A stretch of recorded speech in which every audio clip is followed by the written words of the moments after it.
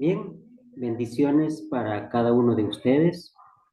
El Instituto Bíblico de San Ignacio se complace en presentar una materia más, como lo es Primera Corintios. Es una materia muy interesante, muy bonita. Vamos a estar estudiando a partir de ahora esta materia. Esta es la primera clase, ¿verdad? Su servidor José Castillo estará impartiéndola. Así que vamos a prepararnos entonces para iniciar esta materia. Permítanme compartir pantalla para desarrollar la clase, ¿verdad? Como la vamos a... Muy bien, aquí está.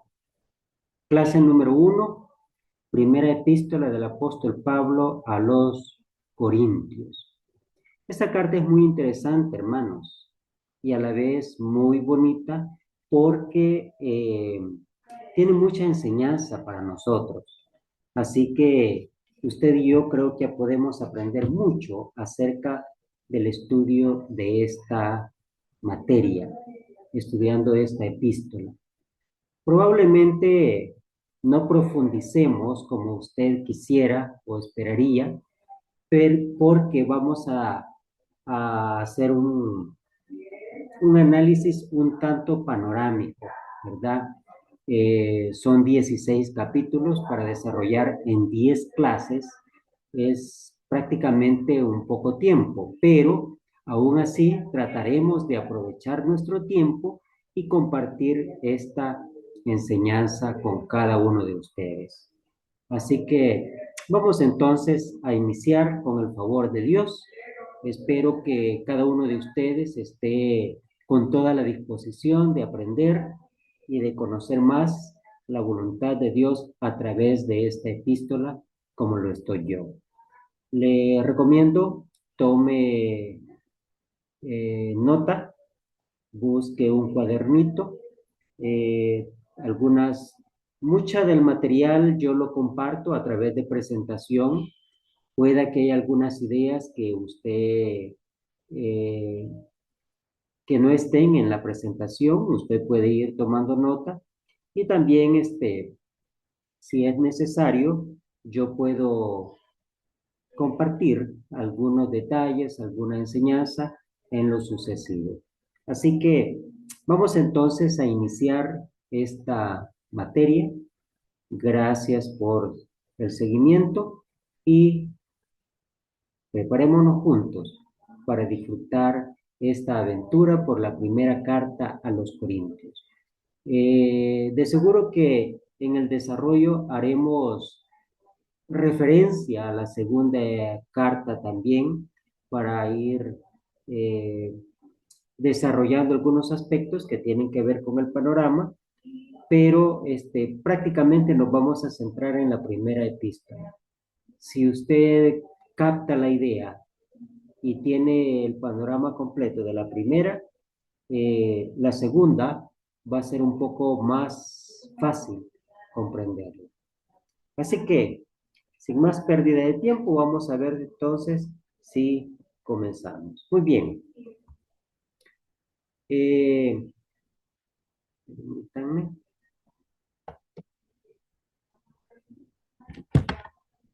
Muy bien. Primera Corintios es una carta que escribió el apóstol Pablo con doble propósito. El primero para amonestar y el segundo para ayudar a la iglesia en la ciudad de Corinto. Esto me llama la atención porque Corinto, una ciudad muy próspera, muy popular, tenía una congregación de la iglesia del Señor, pero lamentablemente en ese lugar la iglesia de Cristo no tenía muy buena imagen, tenía muchos problemas. Y esto me hace pensar en que hay muchas situaciones similares entre la condición iglesia en Corinto con muchas de nuestras congregaciones hoy en día. Yo creo que al igual que los corintios, necesitamos esta epístola, primero porque allí Pablo nos amonesta acerca de algunos problemas que podemos estar cometiendo, pero a la vez nos ayuda, como le ayudó a Corinto, a manejar este tipo de situaciones. Es importante reconocer la actitud de Pablo. Dice que a veces Pablo reprende a los cristianos por su mala conducta, pero también les enseña verdades espirituales.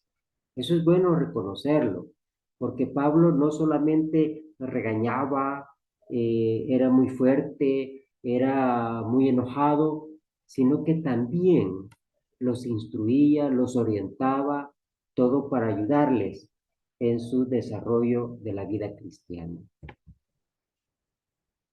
Sigamos adelante.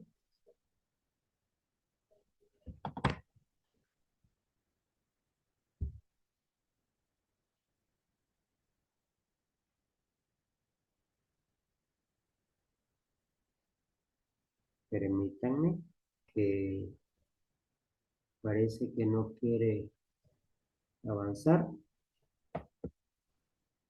Esto lo hace Pablo para que los cristianos tengan conocimientos y así puedan ellos mismos ver sus propios problemas y así saber cómo resolverlos. Todo para la gloria de Dios.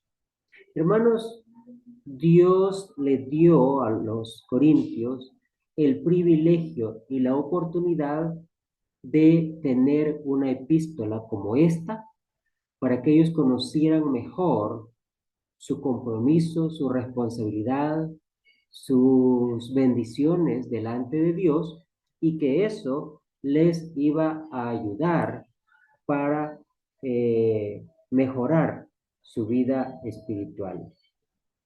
Básicamente, igual que nosotros, Dios nos ha dado la bendición de tener epístolas como estas hasta el día de hoy.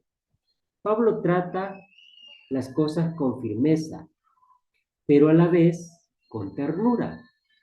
Pablo llama a seguir la sabiduría de Dios y no la sabiduría de los hombres. Esto es importante, porque a veces cuando enfrentamos los problemas en la iglesia, nosotros nos sentimos inclinados a resolver los problemas a nuestro criterio, a nuestra voluntad, a nuestro punto de vista. Es que esto debe hacerse así.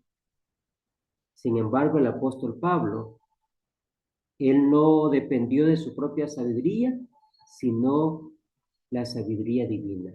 Recuerde lo que dice Santiago.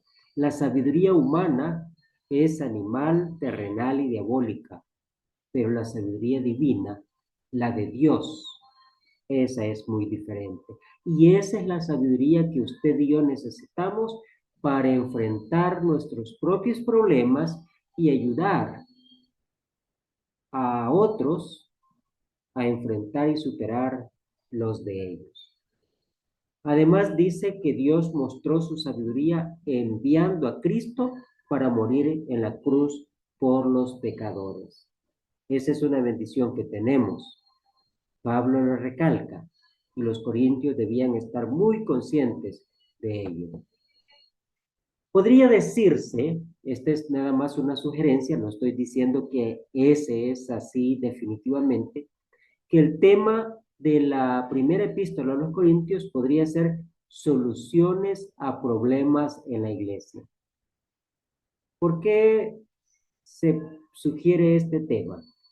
Porque vamos a ver en el desarrollo que lamentablemente Corinto y la congregación de ese lugar tenía muchos, pero muchos problemas. Si hoy las congregaciones a nuestro alrededor tienen problemas, Corinto nos decía, voy a la cabeza. Sin embargo, el apóstol Pablo no por eso menospreció criticó, juzgó o condenó la congregación. Al contrario, trató de ayudarles, trató de darles una solución, trató de orientarles para que se arreglaran esos problemas. Y eso es lo que debemos buscar nosotros, siempre con la sabiduría divina. Así que, si decimos que el tema de esta carta es soluciones a los problemas de la iglesia, creo que no andamos muy lejos. ¿Cuál es el propósito de esta carta? Podríamos dividirlos en esta parte. Número uno, tratar los desórdenes que se presentaban en la iglesia. Entre ellos habían divisiones, había inmoralidad, había otro tipo de situaciones y, y el punto es que se tratan, no se ignoran, no se dejan allí abandonados o como decimos en buen salvadoreño, hacernos los del ojo pacho, ¿verdad? Dejar ahí como que si nada pasa. Esa no es la mejor actitud. Pablo trató los problemas de la congregación en esta carta y esa es, por así decirlo, uno de los propósitos principales. El segundo es responder a las preguntas que los cristianos en Corinto le hicieron por medio de una carta. Se supone que los cristianos se habían comunicado con él anteriormente por medio de una carta y en respuesta a esa carta, Pablo escribe Primera Corintios. Así que vamos a ver cuáles eran las dudas que ellos tenían, cuáles eran sus necesidades y cómo Pablo trata de ayudarles dando respuesta a esas preguntas. Otro propósito que se ve en la carta es que Pablo defiende su apostolado. ¿Por qué?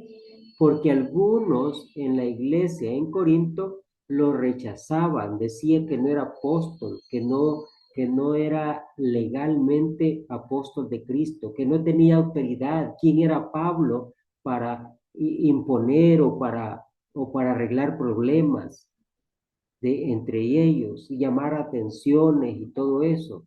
Hermanos, lamentablemente cuando uno tiene problemas y quieren ayudarle, cuando no hay una buena actitud, lo primero que uno hace es atacar, condenar y criticar. Eso refleja inmadurez, refleja falta de espiritualidad. Ojalá que usted y yo no hagamos eso, sino más bien estemos con la disposición de que cuando se nos llame la atención, aceptemos nuestros errores, reconozcamos que Dios es el que nos está ayudando a través de los hermanos. No importa quién sea, puede ser un hermano de mucha trayectoria, puede ser un hermano no muy destacado, pero con cierta madurez que Dios está usando para ayudarnos a ver cosas interesantes. Muy bien, seguimos adelante. La fecha. Pablo escribió esta carta más o menos en el año 55. Según algunos comentaristas, esta es la fecha eh, en la cual coinciden muchos de los estudiosos. Así que vamos a manejar más o menos esta fecha, allá por el año 55 después de Cristo. Note que esta carta es bastante reciente, ¿verdad? En el sentido de que si Jesús eh, murió y resucitó allá por el año 33 al año 55, es relativamente poco tiempo. Entonces, es una epístola muy cercana a el tiempo en que realmente pasaron las cosas y que estaba cerca de todo aquello que marcaba el origen del cristianismo. Esta epístola se podría dividir en varias partes. ¿Cómo podríamos dividir la epístola? Número 1, Pablo busca corregir ciertos desórdenes en la iglesia. Digamos que los capítulos del 1 al capítulo 6 llevan este enfoque. Corregir problemas, corregir desórdenes, corregir ciertas situaciones que se están saliendo de control, de acuerdo a la voluntad de Dios, en la iglesia en Corinto. Y número 2, Pablo responde a las preguntas que los corintios le hicieron. Capítulo 7 hasta el 16. Así que aquí tenemos mucha sabiduría espiritual, ya sea para corregir problemas, para corregir situaciones en la iglesia, como para aprender acerca de ciertas preguntas, ciertas dudas, que en este caso los corintios le hicieron a Pablo y Pablo gustosamente responde. Así podríamos resumir las dos partes principales de la epístola. Hablemos un poquito de la ciudad de Corinto. Mire usted cuál era el ambiente, qué es lo que estaba pasando, cuál es la situación en la que se está desenvolviendo todo este panorama. Bien, la ciudad estaba situada a 8 kilómetros al sudoeste del istmo que conecta Grecia propiamente al norte y el Peloponeso al sur extremo. Había llegado allí gente griega, romana y oriental. En otras palabras, la población de la ciudad de Corinto era mixta. Allí había, como en toda ciudad popular, grande, había muchas gentes de muchos lugares y eso hacía que la cultura fuera bastante mezclada, bastante mixta. Tenemos acá un pequeño mapa. Note usted, por favor, allí en el centro, allí parece dónde está la ciudad de Corinto, ¿verdad? Toda, toda esa zona era zona muy importante en aquellos entonces, porque había mucho comercio, ¿verdad? La parte de abajo, de donde aparece ahí Corinto, era la región de Acaya. Arribita estaba Grecia, una ciudad muy grande, muy popular, que había tenido una gran gloria en el pasado, estaba decayendo su influencia, pero aún se mantenía cierto prestigio en ese tiempo. Y en la parte más arriba estaba la región de Macedonia. Así que en ese lugar, allí está la congregación de Corinto, rodeada de muchas ciudades, muchos lugares, ¿verdad? Una ciudad muy importante para aquellos entonces.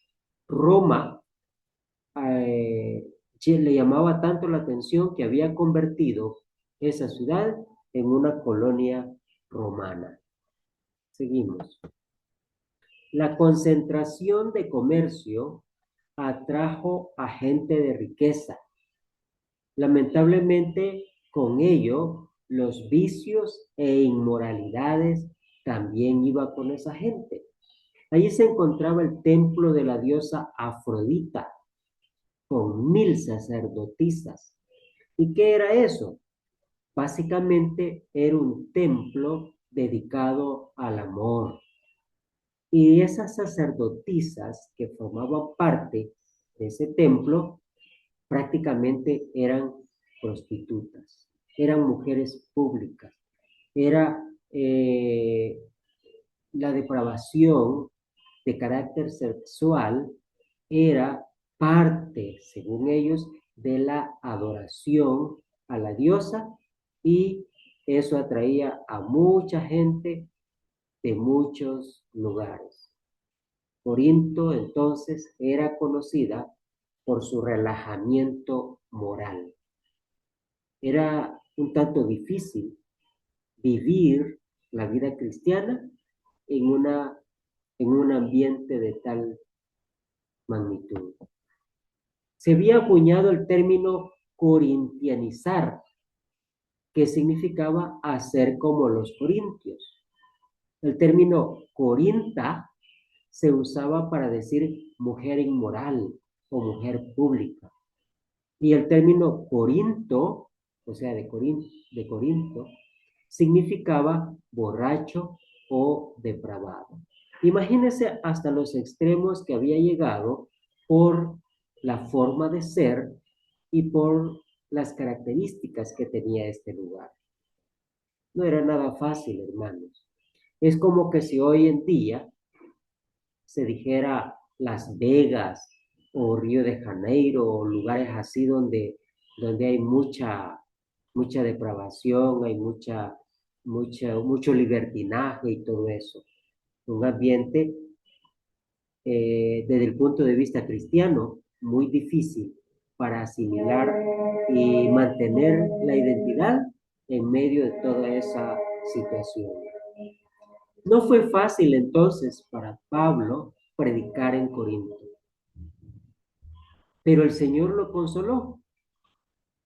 Hechos capítulo 18, versículos 9 y 10, dice: Entonces el Señor dijo a Pablo en visión de noche: No temas, sino habla y no calles, porque yo estoy contigo y ninguno pondrá sobre ti la mano para hacerte mal, porque yo tengo mucho pueblo en esta ciudad. Aquí hay algo importante, hermanos. Y note que estas palabras vinieron de Dios, del Señor. ¿Y qué dice? Yo tengo pueblo en esta ciudad. Es cierto que había mucha gente malvada, gente inmoral, gente depravada, gente que lo único que le interesaba era los placeres y todo eso. Pero aún en esas condiciones, en medio de esa gente, Dios dice, yo tengo pueblo, mucho pueblo en esta ciudad. ¿Qué le dice eso a usted? ¿No cree usted de que en medio del mundo en que vivimos, Dios tiene pueblo entre nosotros? A veces nosotros decimos, ¿verdad? No, esa gente es, es, es muy, es muy depravada, es muy irrespetuosa, no le interesan las cosas de Dios. ¿Para qué vamos a ir a evangelizar a ese lugar, a esa colonia, a ese barrio? Pues eso es nuestro punto de vista. Pero el punto de vista de Dios puede ser muy diferente. Consideremos esto en nuestras vidas cristianas. La ciudad adoraba a muchos dioses, eran idólatras. La arqueología ha descubierto los restos de varios templos muy distintos entre sí. En el tiempo de Pablo, esta ciudad era una colonia romana, muy populosa, muy especial, con mucha influencia en aquellos lugares. Había en el tiempo de Pablo una colonia de judíos ahí, pues Claudio, el gobernador, había mandado que salieran los judíos de Roma y muchos, entre ellos Aquila y Priscila, se ubicaron en Corinto. Estos tenían su sinagoga allí. Y usted puede verificar esto en Hechos, capítulo 18, versículo 1 al 4. Qué interesante cómo algo que era prácticamente malo, la expulsión de los judíos de Roma, se convirtió en algo bueno, porque Aquila y Priscila llegaron a ser fuente de apoyo y gente que de alguna manera se identificó con el apóstol Pablo y trabajaron juntos. ¿Nota usted cómo trabaja Dios? Es interesante cómo Dios desarrolla sus planes y ejecuta sus propósitos. ¿Cómo podríamos bosquejar esta epístola? Bueno, hay varias opciones, hay varias ideas, pero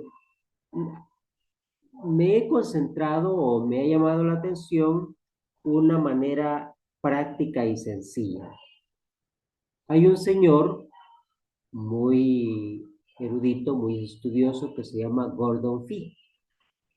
Este señor ha hecho una, un esquema, un bosquejo de la epístola. De manera resumida, está aquí en esta presentación y está así.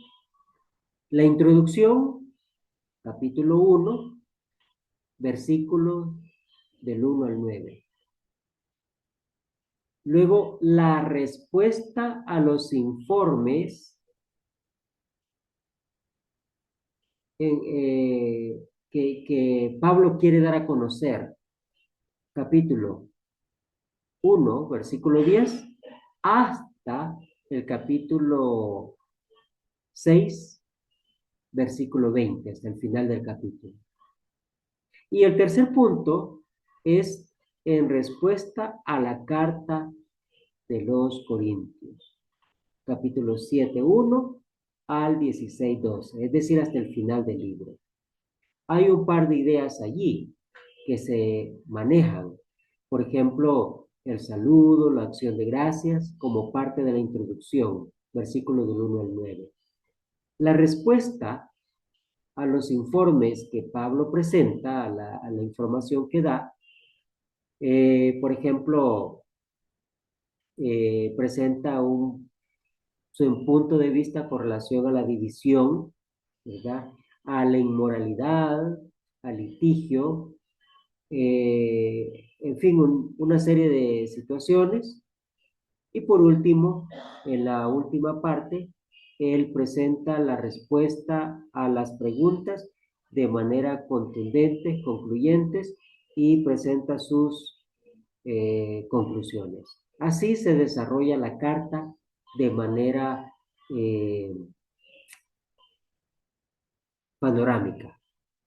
Este mismo bosquejo, si usted quiere tomar nota, aunque en el desarrollo de la epístola lo vamos a ir viendo desglosadamente, pero si usted quiere tomar nota, se lo presento de manera amplia. Usted lo que puede hacer es detener el video, si quiere tener o copiar de una manera completa este bosquejo ya más en detalle. Por ejemplo, aquí está, ¿verdad? Todos los puntos que comprende del capítulo 1, versículo 10, hasta el versículo 6, 20. Ahí está una iglesia dividida, el problema de división en torno a los líderes. También se presenta el Evangelio como una contradicción para la sabiduría, la locura de Dios. Pablo lo enfoca de esa manera como una forma de contrarrestar la actitud de los corintios. Un Mesías crucificado, los creyentes de Corinto y la predicación de Pablo, ¿verdad? Luego la sabiduría de Dios revelada por el Espíritu Santo. Y esto sigue. Sobre ser espirituales y estar divididos, presenta ahí ciertas conclusiones. La corrección de una falsa idea de la iglesia y ministerios. Los líderes son simplemente siervos, no pueden creerse más o sentirse más.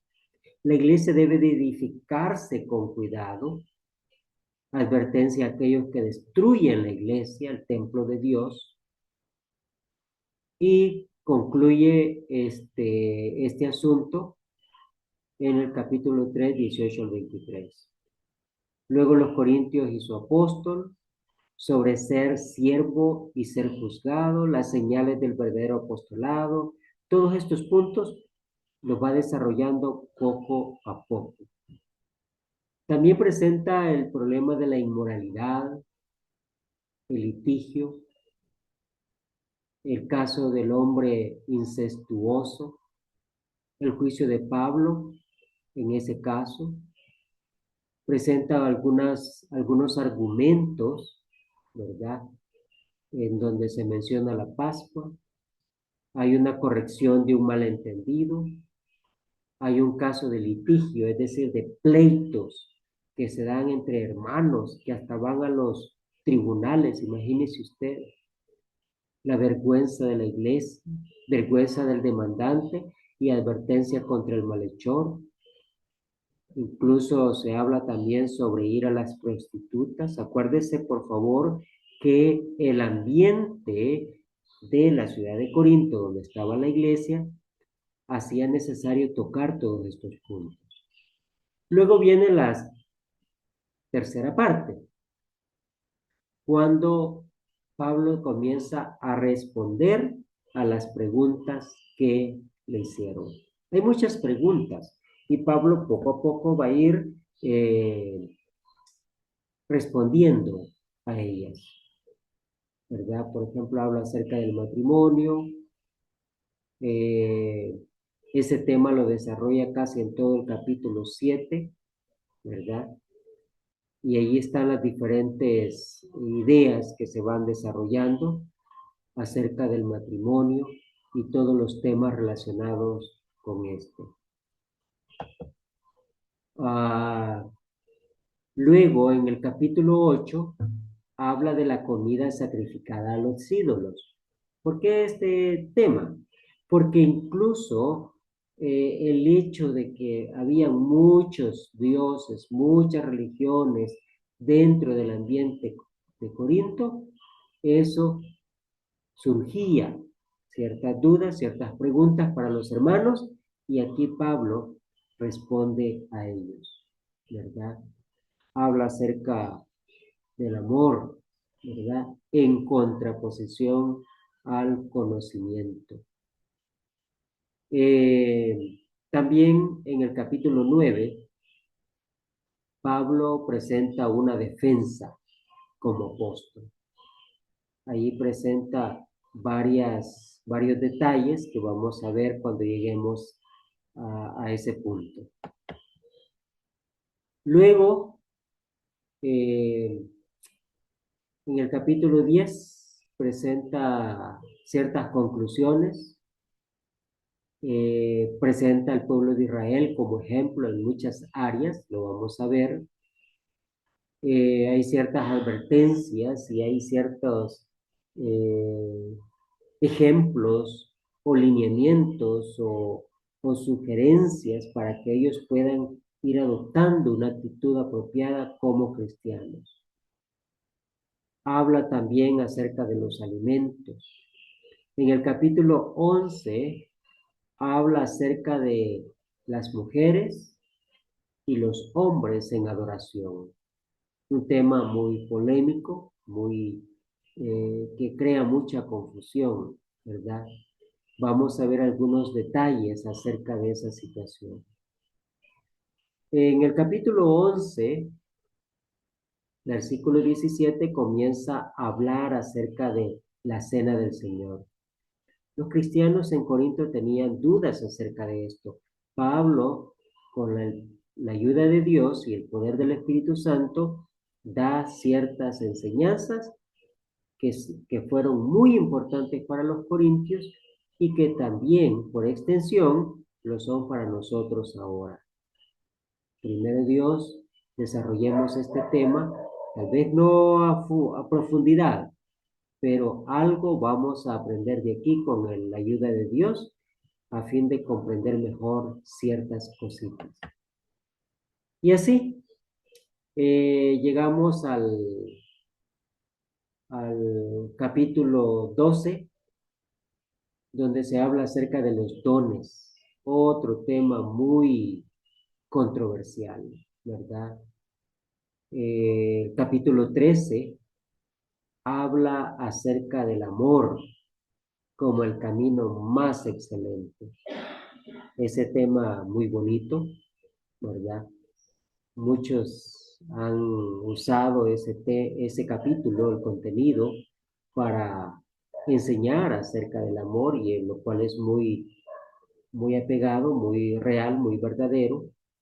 Pero hay otras cosas que rodea el contexto dentro de ese tema, que lo vamos a ver en su momento. Habla también acerca de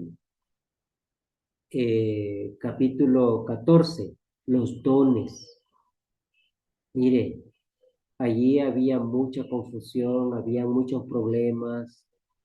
Pablo trata de ayudarles. Pablo trata de que ellos entiendan cómo las cosas deben ser. Y así, poco a poco, Dios le va ayudando a Pablo para que les ayude a ellos. Capítulo 15, tema muy bonito, muy maravilloso, como lo es la resurrección. Un tema muy, muy atractivo, da mucha esperanza, ¿verdad?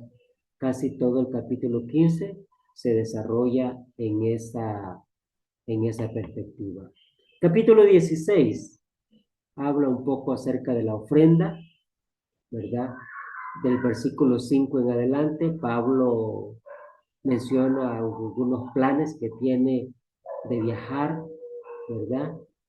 Y versículo 13 en adelante presenta algunas conclusiones y unas exhortaciones finales. Y de esta manera, hermanos, terminamos la primera epístola a los Corintios. Muy bonito el panorama, mucha enseñanza, muchos temas importantes. Dios quiera que el tiempo nos alcance y podamos desarrollar por lo menos aquellos que merecen un poquito de más atención. Eh, Como repito, me hubiera gustado tener más tiempo y poder ampliarme lo suficiente, pero a veces no se puede. Vamos a hacer lo que podamos con la ayuda de Dios, con el favor del Espíritu Santo y con el seguimiento de cada uno de ustedes para desarrollar esta gama de temas dentro de esta epístola. Muy bien, creo que con todo esto que hemos hecho, hermanos, estamos listos para iniciar el contenido, el comentario ya en detalle de Primera Corintios, eh, la carta que el apóstol Pablo escribió a esta congregación. Así que vamos adelante. La primera sección, recuerden que trata acerca del saludo y la introducción, ¿verdad? Versículos del 1 al 9 del primer capítulo. Ahí tenemos primero el saludo apostólico, un saludo que era común por parte del apóstol Pablo. Toda epístola tiene su saludo, su introducción. Generalmente en esas epístolas, en aquel tiempo, el saludo incluía quién mandaba la carta, a quién se mandaba y el propósito principal de lo que se decía. Eso tenemos en estos tres versículos. Vamos a leerlos. 1 Corintios capítulo 1, versículos 1 al 3.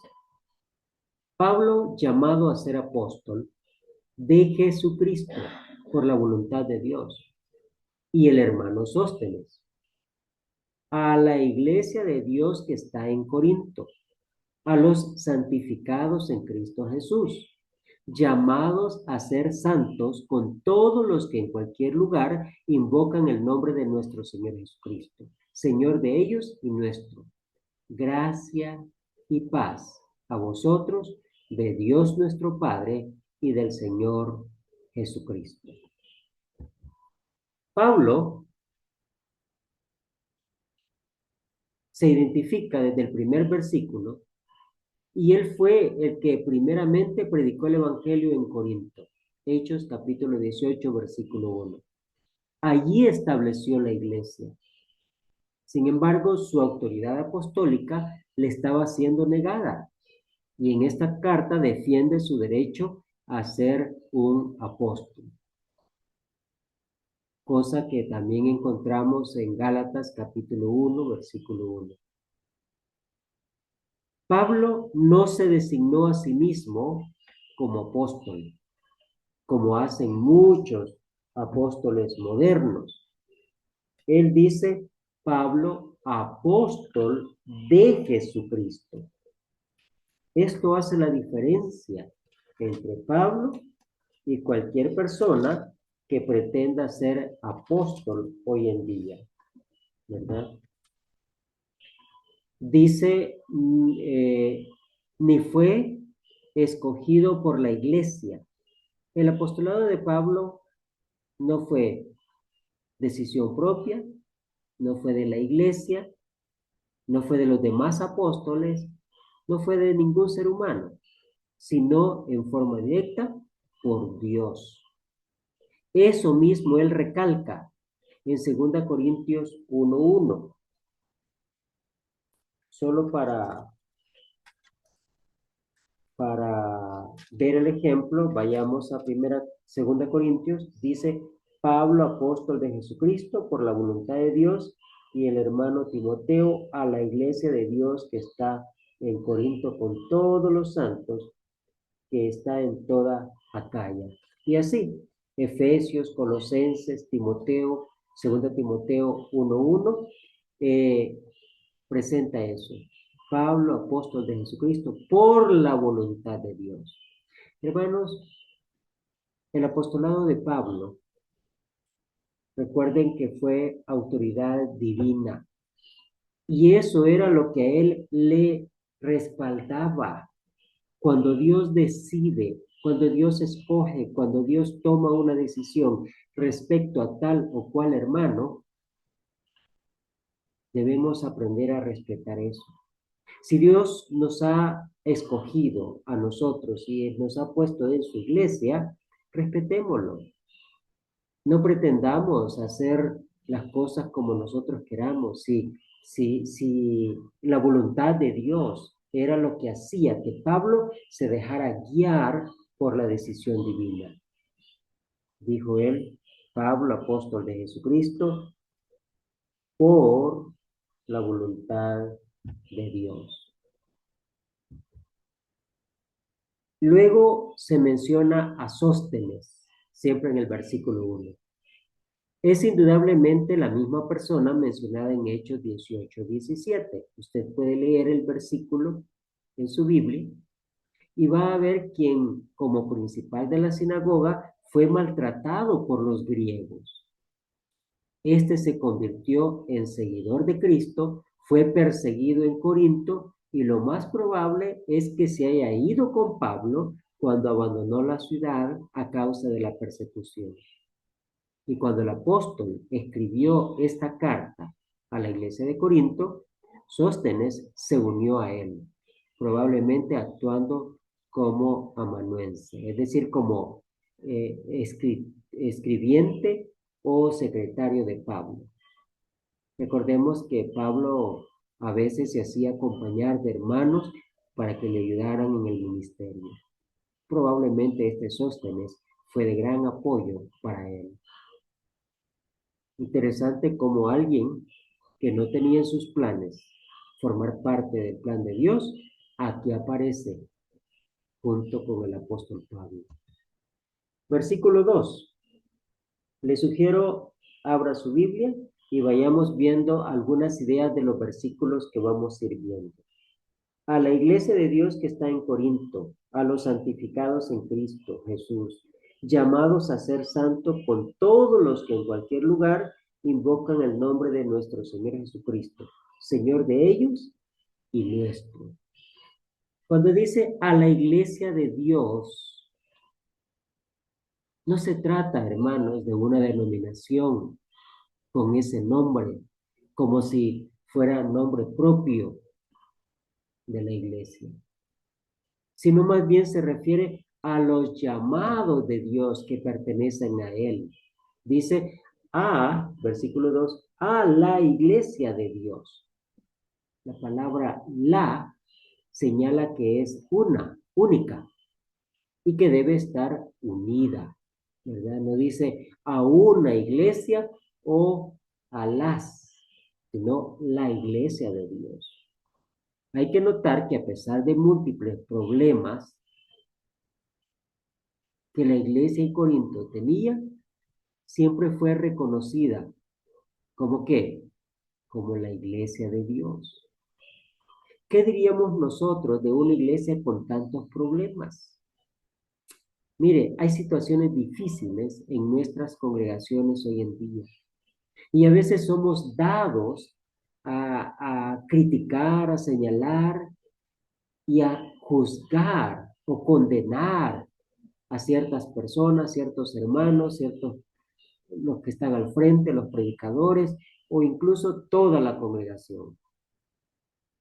Pero ¿qué derecho tenemos nosotros a hacer eso? Pablo reconoció que aquella iglesia era la iglesia de Dios, a pesar de los problemas que tenía. Hermanos, los problemas no cambian nuestra identidad con Dios. Pueden haber muchos problemas, pero los problemas son para ser corregidos y seguir adelante. Y esto lo podemos aplicar también a nivel personal. Si usted se siente desanimado, si usted ha pasado por situaciones difíciles, ha caído o ha incluso apostatado de la fe, piense, Dios lo llamó como lo hizo con aquella iglesia y usted es de Dios. Es tiempo de restaurarse, de animarse, de seguir adelante y ayudar a otros a que hagan lo mismo a nuestro alrededor. A pesar de los problemas, a pesar de las dificultades. Veamos algunos problemas que tenía esta congregación. Miren, estaban divididos, eran carnales, no eran espirituales. Usted puede verificar estos detalles que voy a mencionar y allí están los versículos. Eran niños en Cristo a pesar de varios años de ser cristianos. Habían celos, habían contiendas, es decir, pleitos entre ellos. Confiaban en los hombres más que en Dios. Amenazaban con destruir a la iglesia. Toleraban la fornicación y la inmoralidad en la iglesia. Había litigios, pleitos y discusiones y situaciones serias entre los hermanos y aún delante de los incrédulos. Imagínense dando mal testimonio. Cometían graves errores en la cena del Señor. Mal usaban los dones espirituales, algo que el Espíritu Santo les daba. Ellos lo estaban usando mal. Tenían errores doctrinales acerca de la resurrección. ¿Cuántos problemas? ¿Se da cuenta? Probablemente usted y yo, o nuestra congregación, es decir, donde nos reunimos, porque las congregaciones no son nuestras, pero el decir de uno así es, donde nos reunimos, pueda que tenga algunos de estos problemas, pero sigue siendo la iglesia de Dios. ¿Y qué es lo que debemos hacer? Lo que hizo Pablo, ayudarles, animarles, consolarles, seguir adelante, apoyarles. Usted y yo estamos llamados, hermanos,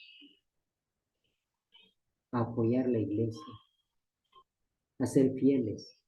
Si usted no tiene o no se siente con autoridad para decidir qué hacer y cómo deben hacer y ordenar, comience ordenando su propia vida y dando un ejemplo a los demás, estableciendo un patrón de conducta, un testimonio que sea la inspiración de otros. Y si usted hace su parte, otros le irán imitando y después toda la iglesia va a ser una iglesia fiel, entregada, consagrada, servicial y superando problemas para la honra y la gloria de Dios. Ojalá, hermanos, que veamos las cosas así. Sigamos adelante. También dice versículo 2, a la iglesia de Dios que está en Corinto, los santificados en Cristo Jesús, llamados a ser santos con todos los que en cualquier lugar invocan el nombre de nuestro Señor Jesucristo. Dice que eran llamados a ser santos y eran santificados, lo que significa apartados para Dios.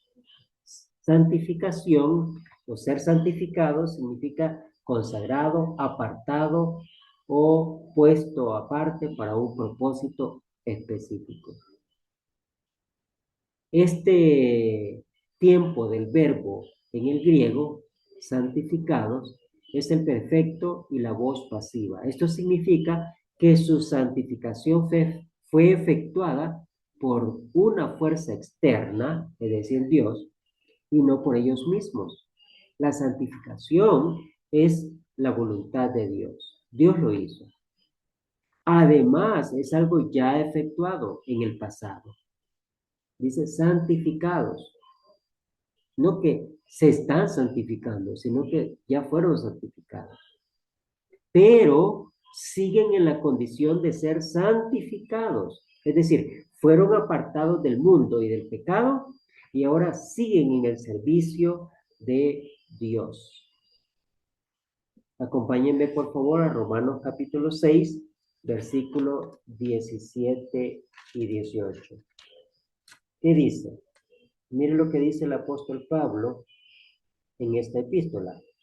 ¿No sabéis que si os sometéis a alguien, perdón, 17 y 18, pero gracias a Dios, que aunque erais esclavos del pecado, habéis obedecido de corazón aquella forma de doctrina a la cual fuisteis entregados?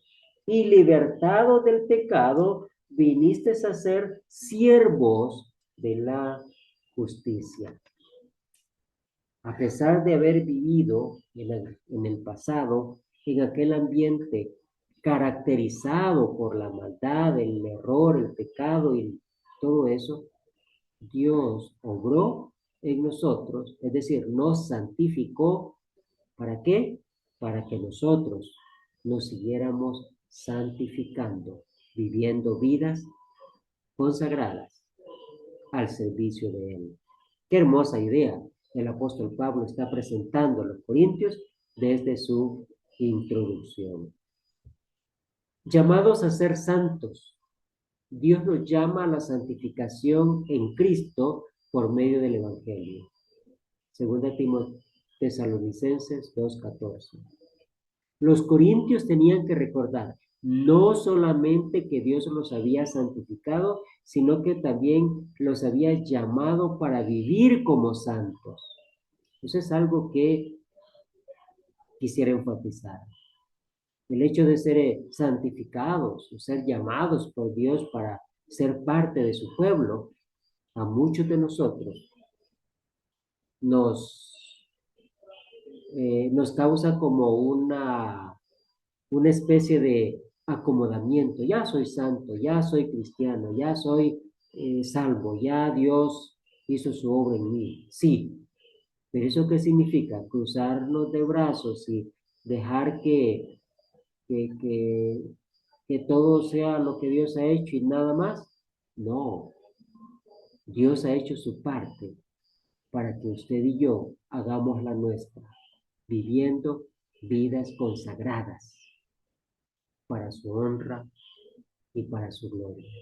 ¿Cómo se logra eso? Sirviéndole con lealtad.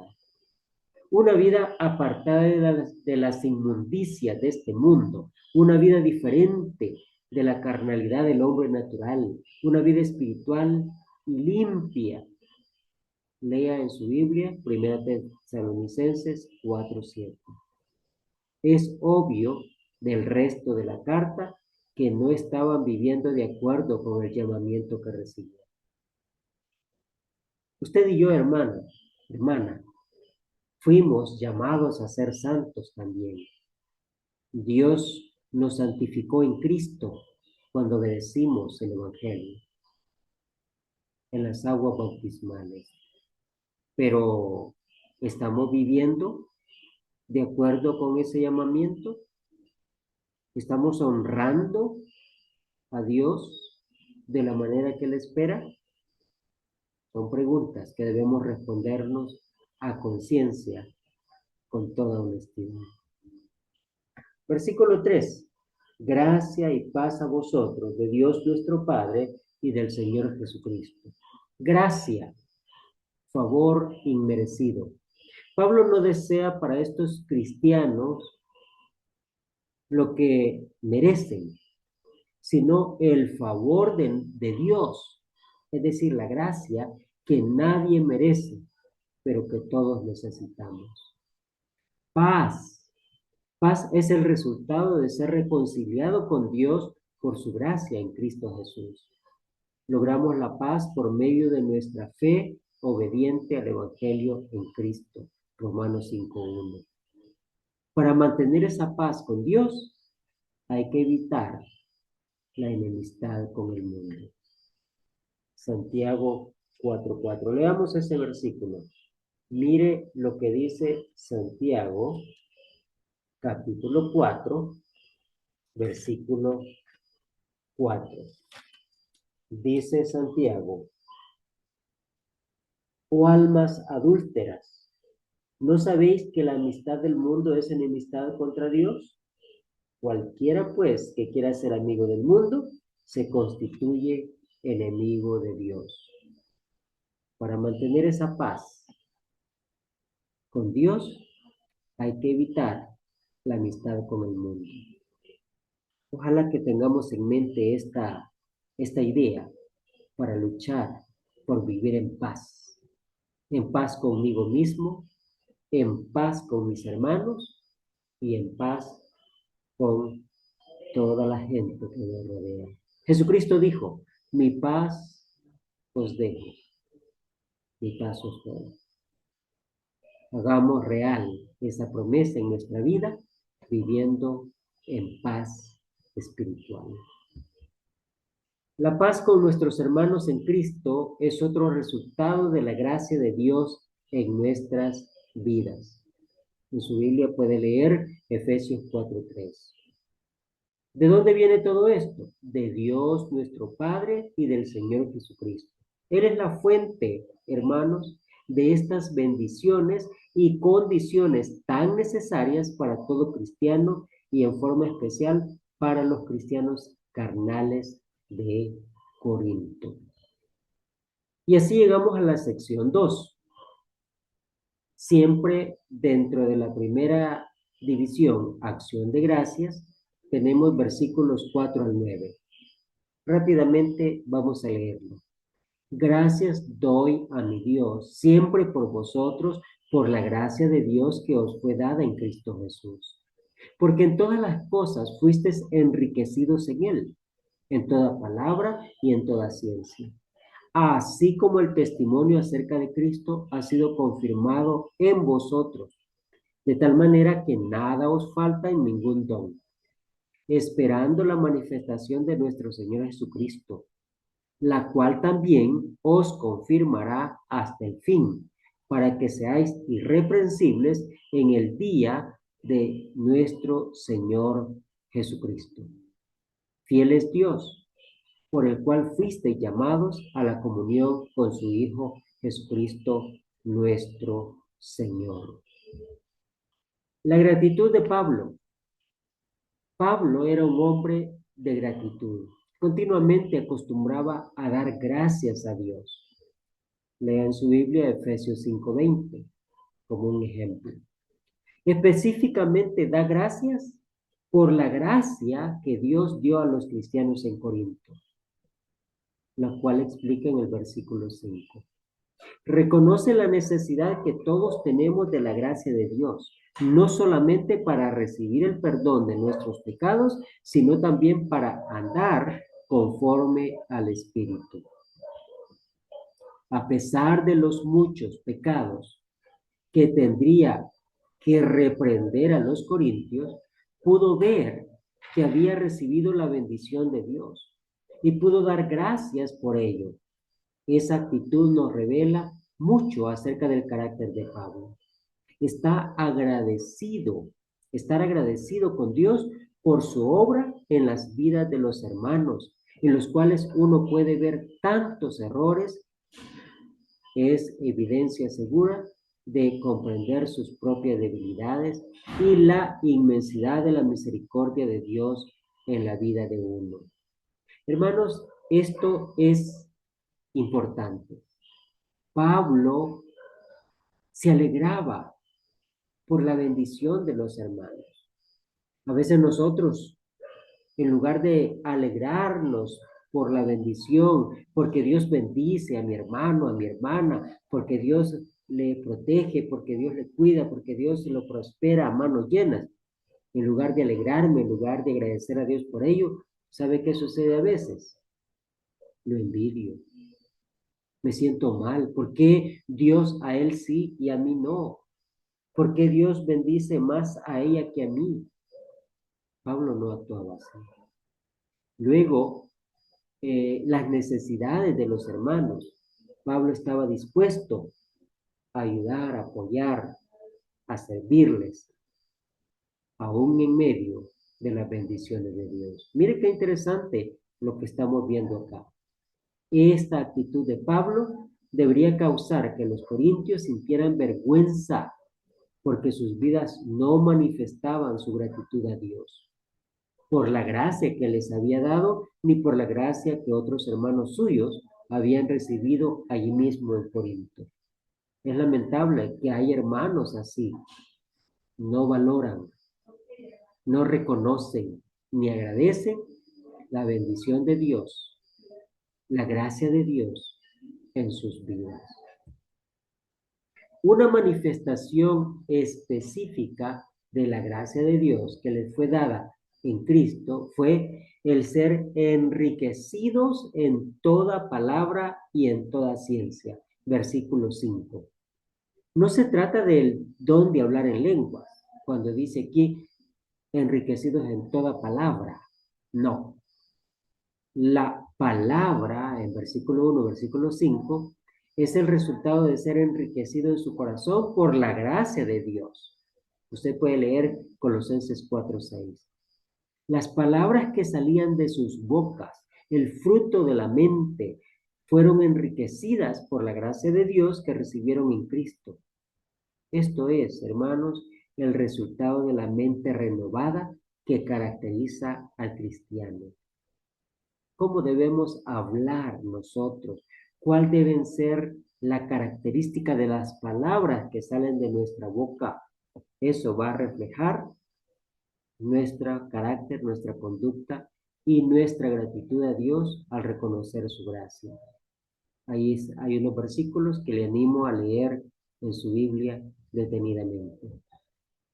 La ciencia natural y la que aprendemos del mundo es necedad en comparación con los tesoros de la sabiduría que tenemos en Cristo. Colosenses 2:3. Debemos recordar que toda la ciencia verdadera que tenemos es por la gracia de Dios y no debemos jactarnos de ella como lo hacían los corintios. Según 8:1, ellos se jactaban por lo que tenían, por lo que Dios les había dado, cuando a ellos no les había costado. Era la gracia de Dios. Dios nos provee la ciencia y las palabras necesarias. Nuestro deber es confiar en esta ciencia y en esta palabra y anunciarla para la gloria del nombre de Dios y convencer a las almas perdidas. Otra manifestación de la gracia de Dios que les fue dada en Cristo fue el testimonio acerca de Cristo. Había sido confirmado por ellos. El testimonio acerca de Cristo es el que dieron los apóstoles de Cristo cuando anunciaron el Evangelio de Cristo.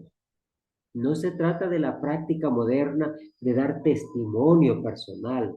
Los apóstoles dieron testimonio de lo que habían visto y oído personalmente en cuanto a Jesucristo. Ellos no predicaron acerca de ellos mismos.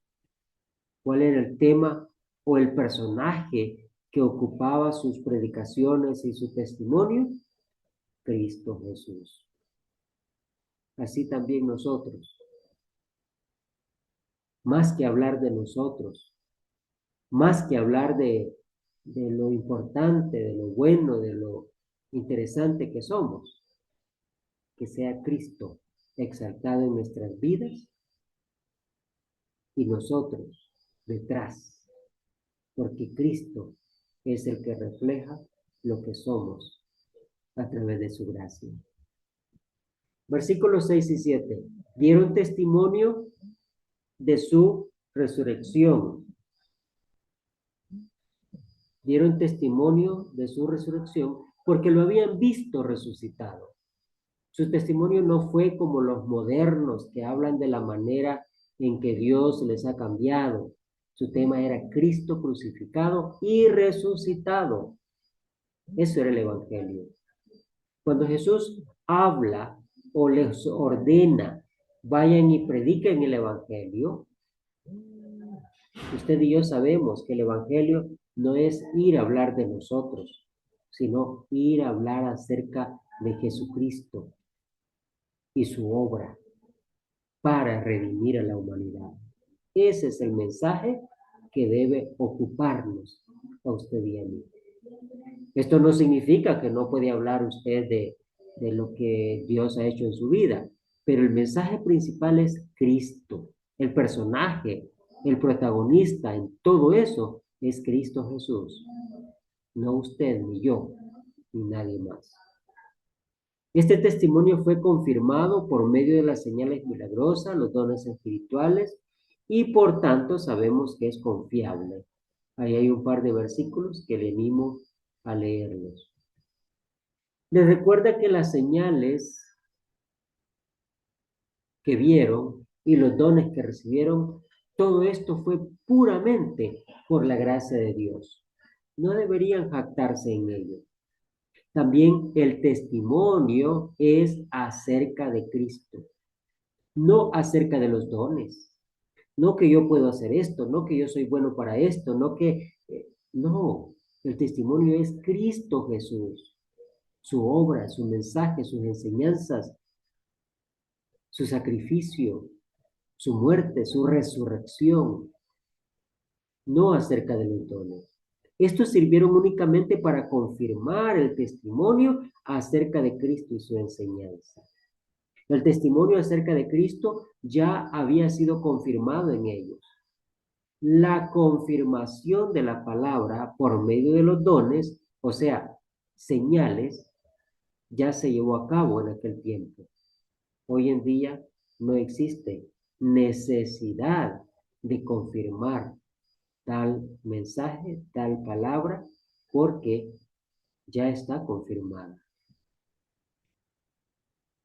La confirmación de los corintios, un aspecto muy importante o muy especial de la gracia de Dios que les fue dada a los corintios, en Corinto, se relaciona con el futuro, porque todavía estaban esperando la manifestación de nuestro Señor Jesucristo. Palabras del versículo 7.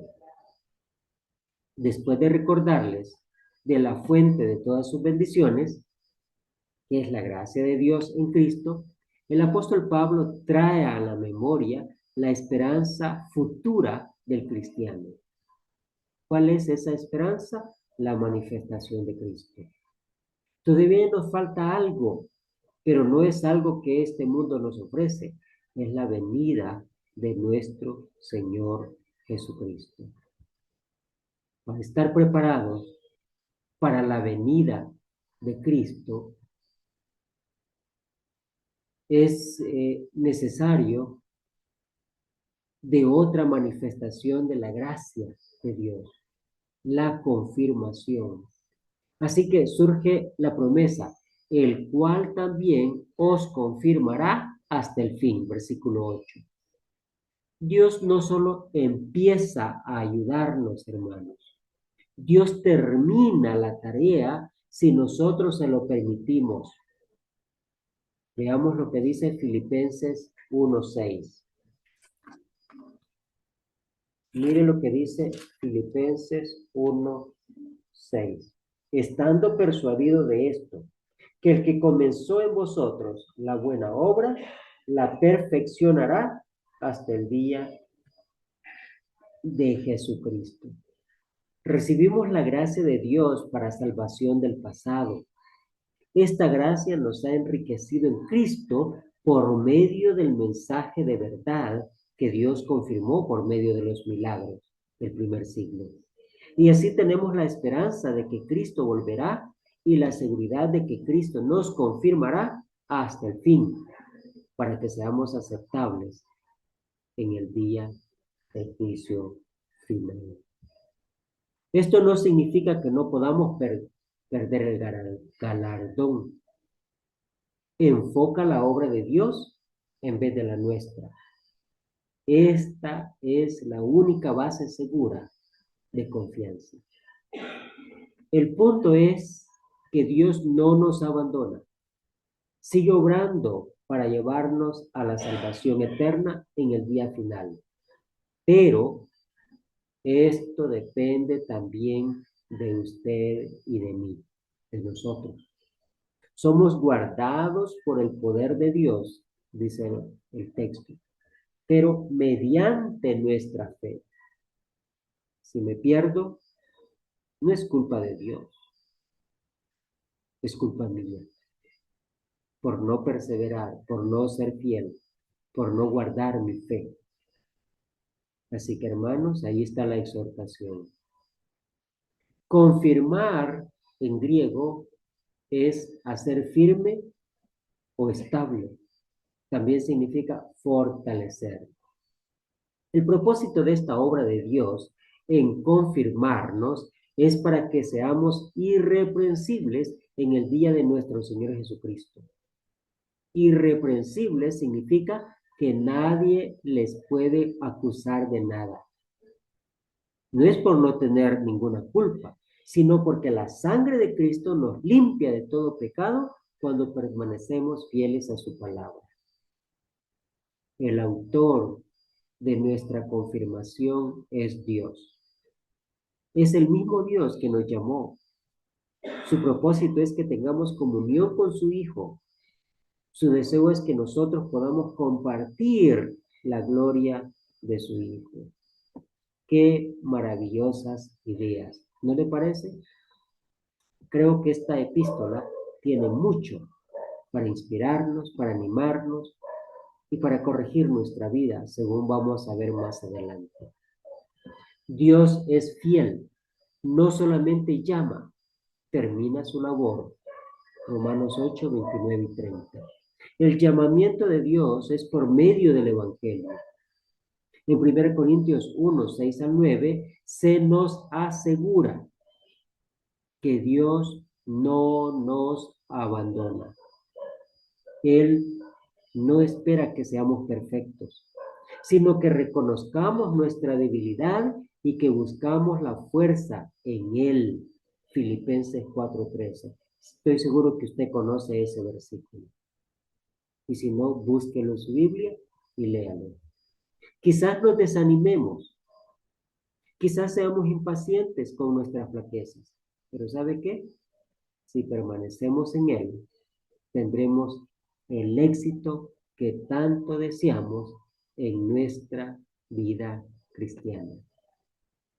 Así que hermanos, de esta manera estamos concluyendo el comentario de la primera parte de esta epístola, la introducción, versículos del 1 al 9 de 1 Corintios capítulo 1.